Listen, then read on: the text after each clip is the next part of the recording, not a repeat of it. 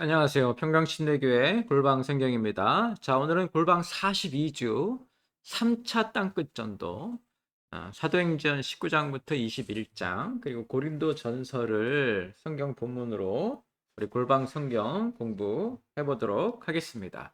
자, 여러분 아시겠지만 골방 성경은 성경을 1년에 한 번 읽게 되어 있고요. 지금 우리가 신약 성경하고 있죠.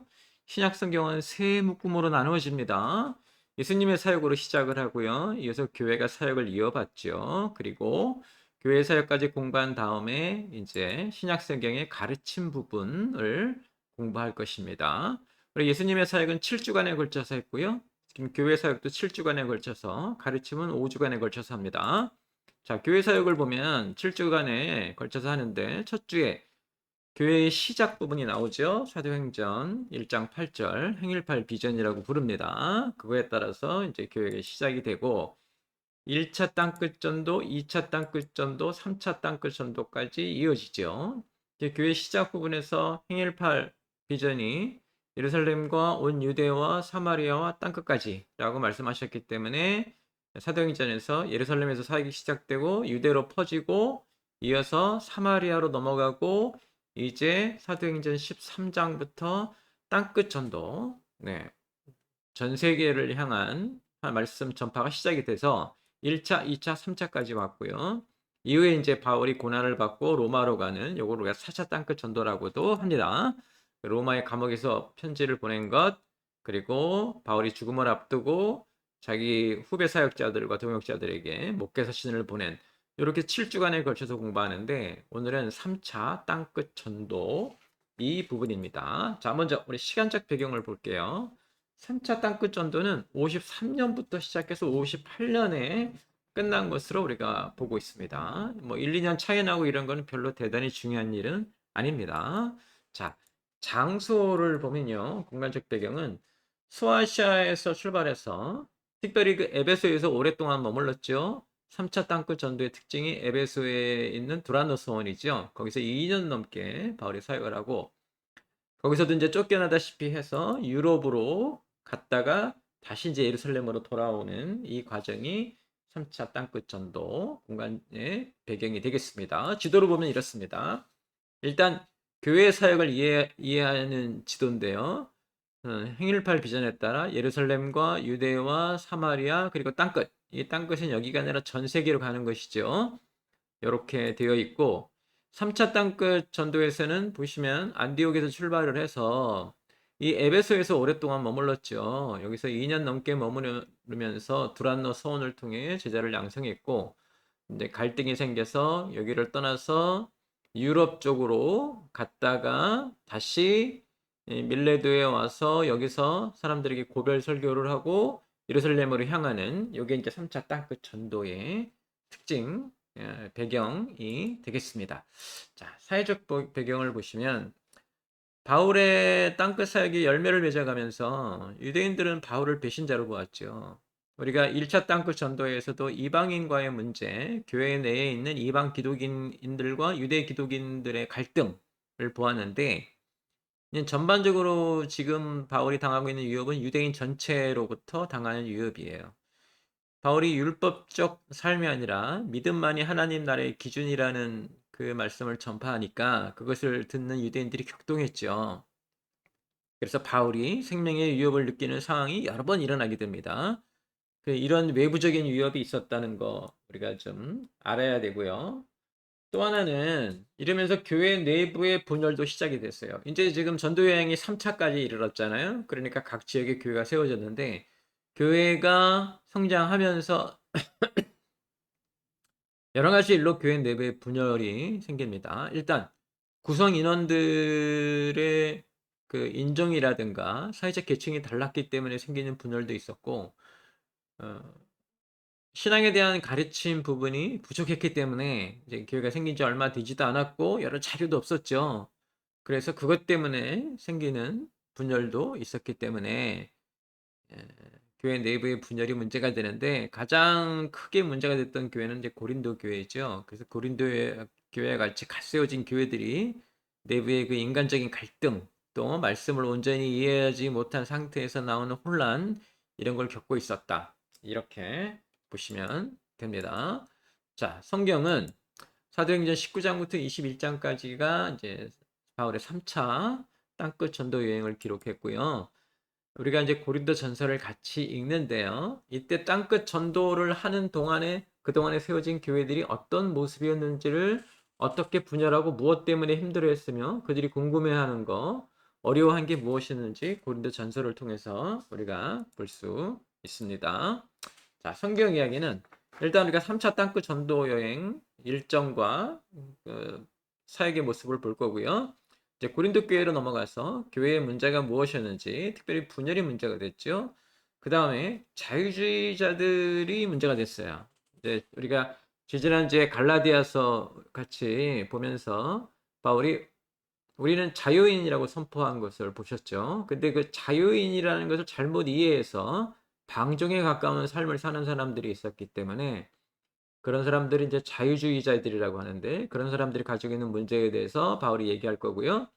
이어서 삶과 신앙에 대해서, 그러니까 고린도 교회가 여러 가지 질문을 했어요. 결혼을 해야 되느냐, 고기를 먹어야 되느냐, 이런 것에 대한 대답을 통해서 삶의 모습은 어때야 되는가. 자, 예수님을 만나서 우리가 영혼의 구원을 받았는데 이제 계속 이 땅에 살아야 되잖아요. 이 땅에 살면서 삶은 어떤 모습을 가져야 되나. 그래서 변화에 대한 그런 가르침이 이루어지죠.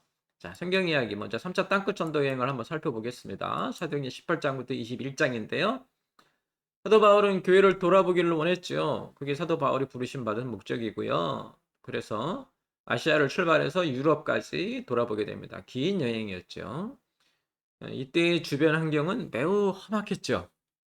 이미 뭐 바울과 유대인들이 겪는 교회 내 유대인도 그렇고 교회 외부에 있던 유대인도 그렇고 유대인들과 겪는 갈등은 상상을 초월했습니다.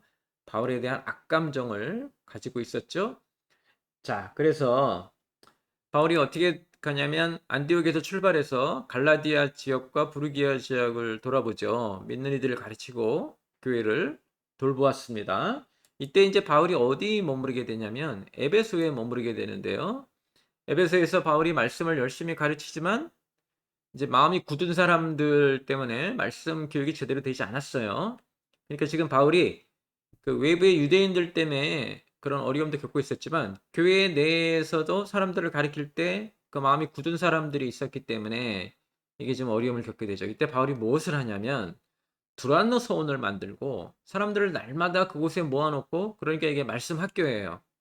하루 종일 말씀을 가르치는 두란노 서원 학당, 두란노 서원 사역을 한 2년 넘게 했어요. 여기서 그래서 많은 제자들을 양성했죠. 그래서 1차 전도 여행의 특징이 이방인에게 말씀을 전하면서 예루살렘 공회가 열렸고, 2차 전도 여행의 특징은 유럽으로 넘어갔다는 것이라면 3차 전도 여행의 특징은 이 두란노 서원이라고 봐야 됩니다. 이게 단순히 말씀을 선포하는 데 그치지 않고 사람들을 매일 불러다 모아놓고 하루 종일 말씀을 같이 가르치는 두란노 서원을 만들어 놓고 거기서 말씀을 가르치는 사역을 했죠. 이게 이제 우리 시대에 꼭 필요한 그런 사역입니다. 요즘에 교회들을 돌아보면 제가 항상 문제점으로 얘기하는 게 크게 두 가지죠. 첫 번째, 나이 드신 분들은 너무 기도에 함몰되어 있어서 예배고 뭐고 기도만 드리려고 하고 그 기도의 내용도 자기가 원하는 것을 구하는 그런 구하는 기도에 함몰되어 있다. 어떻게 하면 구하는 기도를 더 잘할까? 이것이 요즘에 이제 나이 드신 분들이 갖는 신앙의 문제점이고요. 젊은이들의 문제는 뭐냐면 말씀이 뭐고 다 집어치우고 노래만 부르려고 하죠.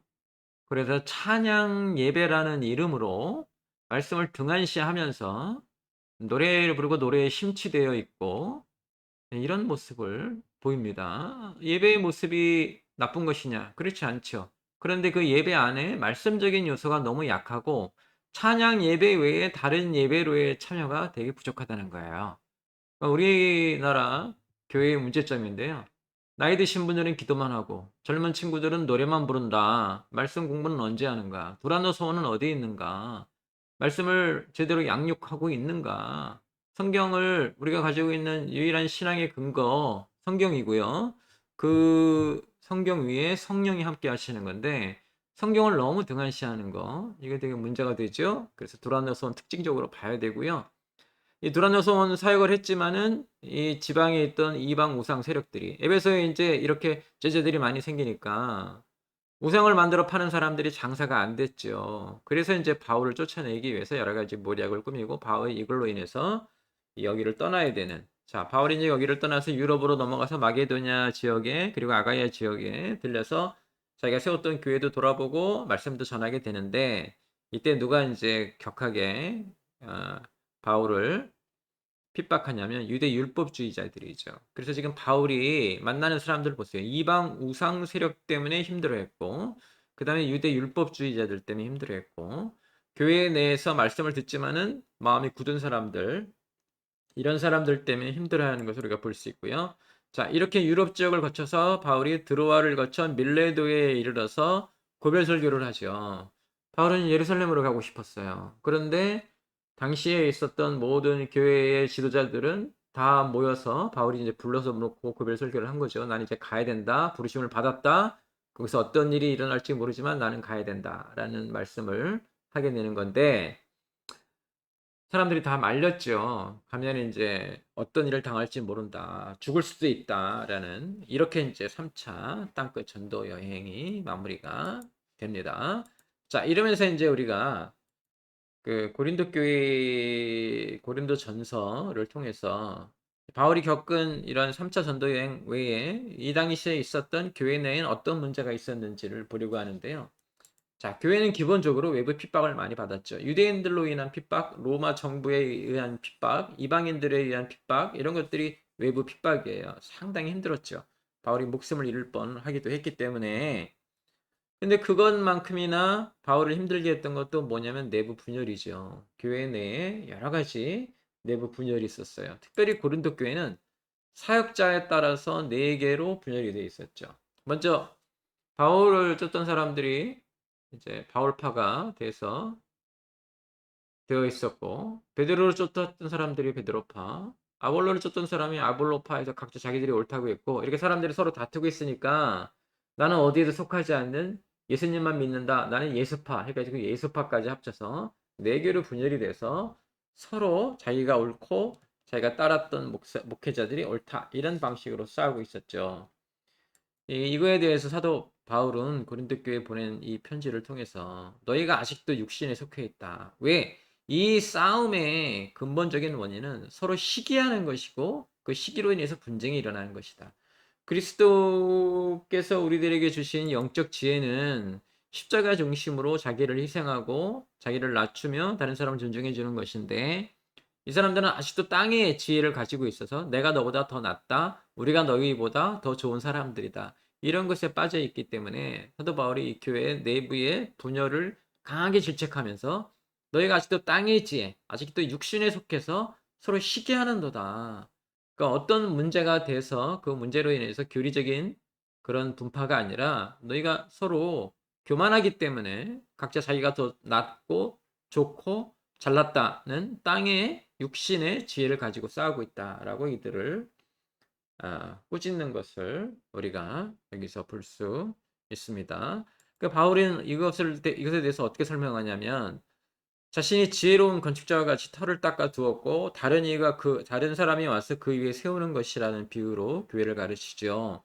여기서 말하는 터는 이제 예수 그리스도고 우리는 모두 각자 그 터 위에 각자 받은 달란트로 공력으로 성전을 지어가며 교회를 만들어가는 것인데 이 그 원리를 이해하지 못하고 서로 자기가 더 잘났다라고 싸운다는 자체가 바울이 볼 때 되게 우려스러운 일이고 반기독교적이라고 보았죠. 우리가 서로 하나님이 주시는 영적 지혜로 충성을 구하는 것이 더 옳다. 이제 이런 얘기를 하게 됩니다. 그래서 우리가 1장부터 4장까지 교회 내부의 분열이 문제가 됐고 분열의 원인은 교만이다.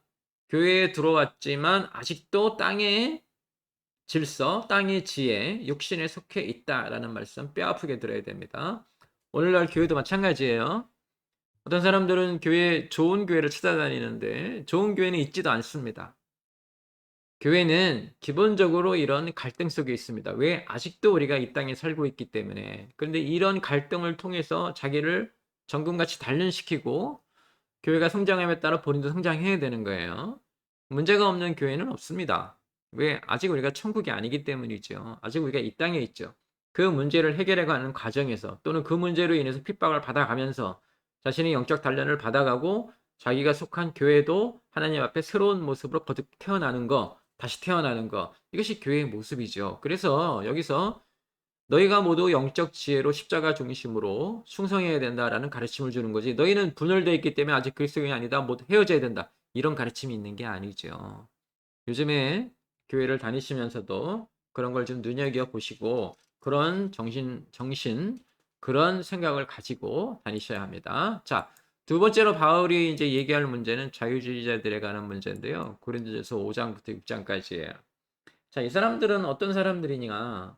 방탕한 생활을 한 사람들이에요. 여러 가지 이유가 있었는데 첫 번째, 내가 이미 구원받았기 때문에 이 죄로 덮인 육신이 어떻게 한들 상관이 없다. 내 영혼은 이미 구원받았다라고 생각한, 그래서 방탕한 생활을 하면서도 아무렇지도 않았죠. 근데 이들의 문제는 바울이 갈라디아서에서 선포한 대로 우리는 자유인이다라는 그 말을 가져서, 그리고 우리는 자유인이다. 어느 것에도 얽매이지 않는다고 함부로 사는 거죠. 그러니까 자유를 얻었다고 하면서 그것이 율법으로부터의 자유가 아니라 음행도 저지르는 자유라고 착각을 하면서 이제 이런 일을 겪었기 때문에 바울이 한마디로 이것은 잘못된 자유다. 왜 잘못된 자유인가? 우리가 얻은 자유는 율법으로부터의 자유지 죄 짓는 자유가 아니지요. 음행은 죄 짓는 자유를 말하는 거예요. 이렇게 된 것이 자유주의가 되었다는 것이 아니죠. 그래서 이렇게 주장하는 사람들, 내가 이미 구원받았기 때문에 내 영혼이 이미 하나님 나라에 가 있기 때문에 육신은 아무것도 아니다. 그러니 함부로 살아도 된다라고 하는 사람들을 우리가 자유주의라고 했고, 당시에 문제가 됐기 때문에, 특별히 고린도 교회는 항구 도시에 있었기 때문에 여러 가지 방탕한 그런 주변 환경이 있었는데, 그런 데서 함부로 살고 있는 기독인들에 대해서 말해주는 것이고, 이들의 가장 큰 문제는 예습관을 버리지 못하고 교회로 들어온 상태에서 이것을 우리는 율법으로부터 자유를 얻었다 해가지고 함부로 그대로 살고 있었다는 것이 문제가 된다. 변하지 않는 건 가장 큰 문제다. 바울이 제시하는 해결책은 우리 몸이 하나님의 성전인 걸 알지 못하느냐. 우리 고결해야 된다, 정결해야 된다, 하나님의 사람들처럼 살아야 된다. 이런 말이죠. 그래서 이런 배경하에서 우리 몸이 하나님의 성전이라, 이런 가르침으로 이어지게 됩니다. 자, 이어서 이제 7장부터 16장까지는 좀 더 포괄적으로 삶에 대한, 교회와 삶에 대한 가르침이 이어지는데요. 어, 이걸 이제 우리가 삶의 구원이라고 불러요. 내 죄를 고백하고 예수님의 십자가와 더불어 내 죄가 못 박혔다라는 믿음을 통해서 영원히 구원을 받는다면, 이 삶의 구원은 삶의 모습이 복음에 합당하게 하나님의 자녀답게 살아갈 때 얻어지는 것인데요. 같은 것이에요. 그러니까 영원히 구원을 받으면 삶의 구원으로 우리가 성장을 해야 되는 거예요. 분리된 것은 아닙니다. 그런데 뭐 거기서 성장하지 못하고 멈춰 있는 사람들이 문제가 되고요. 그래서 삶에 대한 구체적인 지침들이 나오는데, 먼저 이제 결혼에 대한 얘기가 나오죠. 바울의 말은 결혼을 하거나 또는 독신으로 살거나 모두 권유하죠. 권유한다는 말에 주의해서 보셔야 되는데요. 법이 아니라는 거예요. 난 이게 더 좋아 보인다. 이것도 할 수 있다라고 하는 거예요. 우리는 이제 교리 그러면 된다, 안 된다, yes, no 이렇게만 접근하는데, 성경은 그렇지 않습니다. 권유하기도 합니다. 이것이 더 낫지 않겠니? 사도 바울 같은 경우에는 자기가 혼자 그런 정결한 삶을 유지할 수 있기 때문에 결혼하지 않냐고 독신의 모습으로 하나님께 열심히 봉사하는 것도 좋다고 했는데, 결혼해서 하나님께 봉사하는 것도 괜찮다. 그래서 모두 권유하죠. 물론 바울은 아직도 독신으로 지내는 것에 약간 치우쳐 있기는 합니다. 그러나 이 말씀을 통해서 결혼이나 독신 생활이나 모두 권유하는 것을 우리가 알 수 있고, 오히려 결혼한 사람들에게 그런 결혼의 신성한 모습을 잘 지키는 것에 대한 얘기를 하죠. 자, 그 다음에 이제 우상 앞에 놓인 고기에 대한 문제가 나오는데요. 당시 이제 고린도 지역이 우상 숭배 지역이니까 시장에서 팔고 있는 고기들이 전부 우상 앞에 놓였던 고기들이죠. 그 고기를 먹는 것에 대해서 여러 가지 문제가 있었는데, 사도 바울의 가르침은 이겁니다. 우상 앞에 놓인 고기 그 자체가 우리를 어떻게 바꿔놓지는 못한다. 왜? 우상 앞에 놓았다고 하지만 우상이 뭐가 있는 거냐? 허상 아니냐? 아무것도 아니다. 그런 물질이 식물이 우리 영혼을 바꾸지 못한다. 그러니 마음 놓고 먹어도 된다. 그런 것을 두려워하지 말아라. 이제 이렇게 표현을 하죠. 생각해 보면 우리나라에서 이런 그 뭐 제사를 드리거나 명절에 절하는 것을 교인들이 굉장히 끔찍하게 여기는데 실제로 거기에 뭐가 와 있습니까? 우리가 조상들에게 예를 갖추고 있는 건데 거기 진짜 무슨 조상 신이 와 있고 조상 귀신이 와 있는 거예요.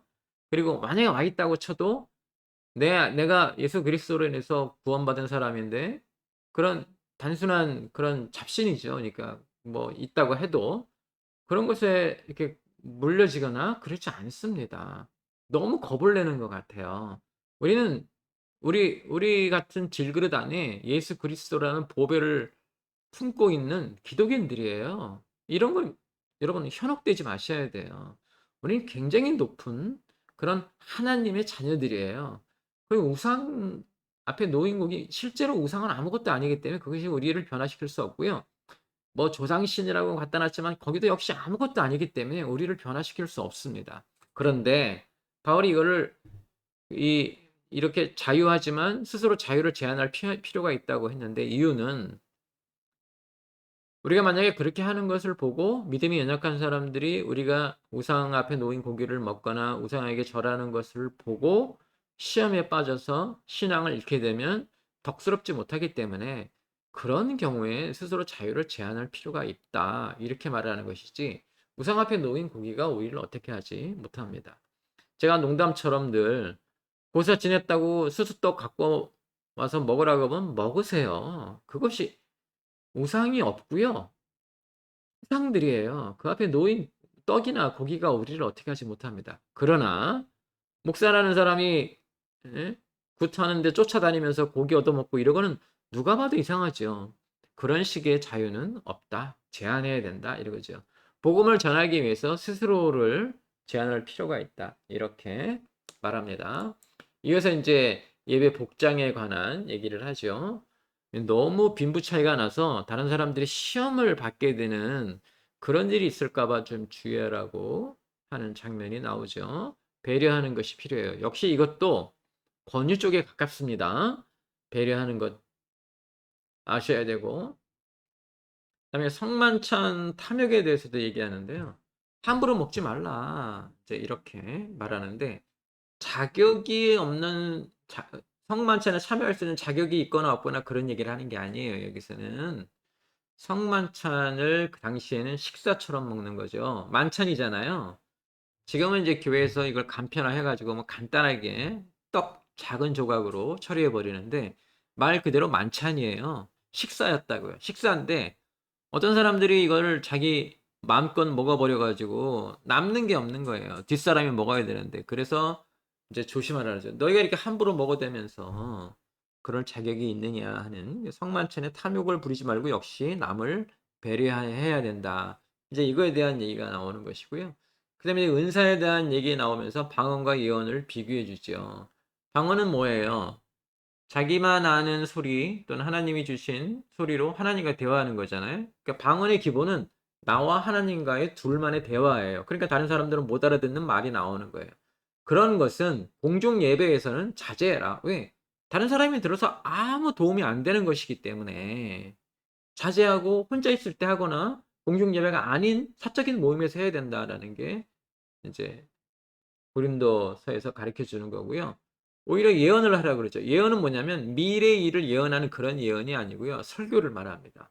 설교는 다른 사람의 덕을 세우죠. 다른 사람을 설득해서 그 사람들이 성장하거나 신앙의 모습을 제대로 갖추기 위해서 하는 말이기 때문에 다른 사람들을 위한 말이니까 공중 예배에서 적극 권유했죠. 그래서 방언은 하지 말고 예언은 하라. 이제 이렇게 나오는 거예요. 그러면 기본적으로 뭐 어떤 공통점이 있습니까? 예배에 모였을 때, 공동체로 모였을 때 다른 사람 배려하라. 이게 기본이에요. 내가 방언이 터졌다고 하나님이 내게 특별한 은혜를 주셨다고 혼자 막 날뛰고 길길이 막 하고 이렇게 하지 말라는 거예요. 다른 사람을 배려하지 못하는 그런 신앙 행위는 옳지 못한 것이다. 이게 지금 사도 바울이 우리에게 가르쳐 주는 것입니다. 그러면서 이들에게 뭘 가르쳐 주냐면 여러 가지가 있지만 믿음과 소망과 사랑 중에 그 중에 제일은 사랑이라 그러죠. 기본적인 원리는 같습니다. 다른 사람 배려하라는 얘기예요. 자기 신앙만 나만 은혜 받고 내가 내 기도만 독특하고 내 방언만 네 하나님의 은혜인 것처럼 그렇게 하지 말고 다른 사람 배려하라. 공동체로 모임. 그래서 사랑이 제일 중요하고 그 사랑의 첫 번째는 뭡니까? 사랑은 오래 참는 거죠. 참는다는 게 뭐예요? 나한테 안 맞는데 견딘다는 거 아니에요. 쫓아내지 않고 뱉어내지 않고 머금고 있다는 거 아니에요. 그래서 사랑의 기본은 오래 참는 거예요. 사랑은 헌신도 하고 여러 가지 다 합니다. 따뜻하게 해주고 배려해 주고. 그런데 성경에서 가르칠 때 사랑의 제일 첫 번째 나온 말은 오래 참는 거예요. 나하고 다른 면, 그 사람이 싫은 면, 내가 좋아하지 않는 거, 그것을 견뎌주는 거예요. 그게 사랑이에요. 그래서 사랑이 제일 중요하고 그 사랑의 기본적인 속성은 무엇이다? 오래 참는 겁니다. 그냥 이걸 오래 참고 이렇게 읽지 마시고요. 오래 참는 거예요. 느낌이 오죠? 네. 내가 어떤 사람을 사랑한다. 그 이성적으로 사랑하고 인간적으로 사랑해도 마찬가지예요. 어떻게 한다고요?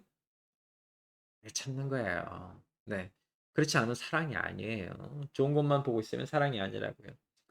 자, 이어서 이제 마지막 부분으로 부활에 관한 얘기가 나오게 되는데요. 여러 가지 얘기를 했는데 이제 부활에 관한 얘기, 예배의 질서와 은사의 사용에 대한 가르침 후 바울이 이제 예수님의 부활을 가르쳐서 영과 육의 중요성을 가르치죠. 왜냐하면 이 사람들은 영과 육의 이분법적 사고방식을 가지고 있었기 때문에 헬라인들이니까요. 영혼의 부활만 중요시했어요. 그래서 바울은 예수님이 부활하신다면 어떤 활동을 했는지 자세히 설명하고요. 이 육체의 부활을 믿지 않는 사람들에게 부활을 제대로 가르치기 위해서 이렇게 말하는 거죠. 바울은 모든 이에게 부활이 있을 것임을 가르칩니다. 죽은 자의 부활이 없으면 우리의 믿는 것이 모두 헛된 것이죠. 왜? 부활은 뭐냐면 예수님께서 죄를 이기신 거잖아요. 죄를 이겼다는 사망을 이긴 거고 사망을 이긴 거는 죄를 이긴 거잖아요. 우리의 신앙이 죄를 이긴 거예요. 근데 만약에 우리가 부활하지 않으면 사망을 이기지 못한 거죠. 사망을 이기지 못하면 죄를 이기지 못한 것이잖아요. 죄를 이기지 못한 것이면 우리의 믿음이 헛된 거예요. 왜? 우리의 믿음은 어디에 기반을 두나? 죄인이 의인이 되는 거거든요.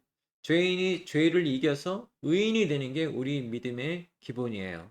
그런데 내가 부활하지 않으면 사망을 이기지 못한 것이고 사망을 이기지 못하였으면 사망을 불러오는 죄를 이기지 못한 것이기 때문에 내가 죄에게 진 거예요. 죄에 지면 기본적으로 우리가 믿는 이 신앙은 그 근본이 사라지는 거죠. 그래서 부활이 없으면 모든 우리 믿는 것이 모든 것이 헛되다. 왜? 그리스도께서 죄를 이기지 못한 것이고 우리도 죄를 이기지 못한 사람이 되기 때문에. 그래서 부활이 중요한 것이고 믿는 이들은 모두 신령한 몸으로 부활합니다. 신령한 몸은 육체를 간직한 몸이에요. 그러니까 우리는 영적 부활이 아니고 육체적 부활도 같이 합니다. 신앙은 육체가 없는 영적이고 정신적인 것만이 아니에요. 우리의 몸에서 육체만 따로 분리될 수 없고요. 몸과 영혼을 포함한 모든 것이 우리 자신이기 때문에 그리고 그것이 영혼의 본체예요.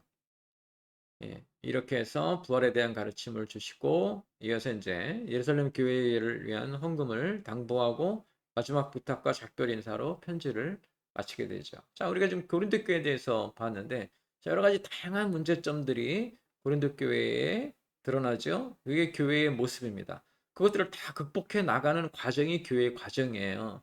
여러분 완전히 세팅이 잘 된 교회, 다 완성된 교회 좋아하지 마세요. 오히려 가서 할 일이 많은 교회. 그게 하나님이 부르신 교회예요. 그렇게 보시면 되고요. 자, 복습하면 이렇습니다. 3차 땅끝 전도. 제일 중요한 게 뭐였죠? 에베소에서 바울이 두란노 소원을 만들고 제자들을 전문적으로 양육한 것이었죠. 그래서 교회는 주일날 설교뿐이 아니라 늘 삶의 자리에서 말씀 공부를 끊임없이 해야 된다 하는 거 아시면 좋겠고요. 우리가 이제 3차 땅끝 전도를 하면서 고린도 교회에 보낸 첫 번째 편지를 같이 읽었는데 교회에 문제가 있었죠. 어떤 문제? 분열의 문제. 교회에서 늘 일어나는 문제고 치유돼야 되는 겁니다. 원인은 뭐였어요? 교만함 때문이죠. 시기 질투가 생기는 거죠. 그리고 교회 내에 있는 자유주의자들의 문제. 역시 바울의 가르침을 잘못 이해해서 생긴 문제들이죠. 율법으로부터의 자유, 이것을 죄 짓는 자유로 착각을 해서 막 살아도 된다. 이런 사람들에 대해서 우리는 죄 짓는 자유를 얻은 게 아니다라고 설명이 되고 그다음에 고린도 교회가 여러 가지 물어본 예배 때 이러는 게 맞느냐? 또 결혼해야 되느냐, 독신으로 살아야 되느냐, 부활은 어떻게 되는 것이냐, 이렇게 삶의 문제, 그 삶에 대한 가르침을 주고, 역시 주제는 다른 사람을 배려하고 자신은 변화해야 된다. 이런 것에 있죠. 자, 3차 땅끝 전도 우리가 함께 보았습니다. 이번 주에도 여러분 3차 땅끝 전도 읽어 가시면서 당시 교회들이 어떤 문제를 가지고 있었고, 그 당시에 교회가 가지고 있던 문제는 지금 우리도 가지고 있는데, 자, 이런 것들을 우리가 어떻게 생각하고, 어떻게 처리하고, 어떻게 극복하면서 우리에게는 어떤 일이 일어나야 되는지 묵상하시는 그런 한 주 되시기를 주님의 이름으로 축원합니다.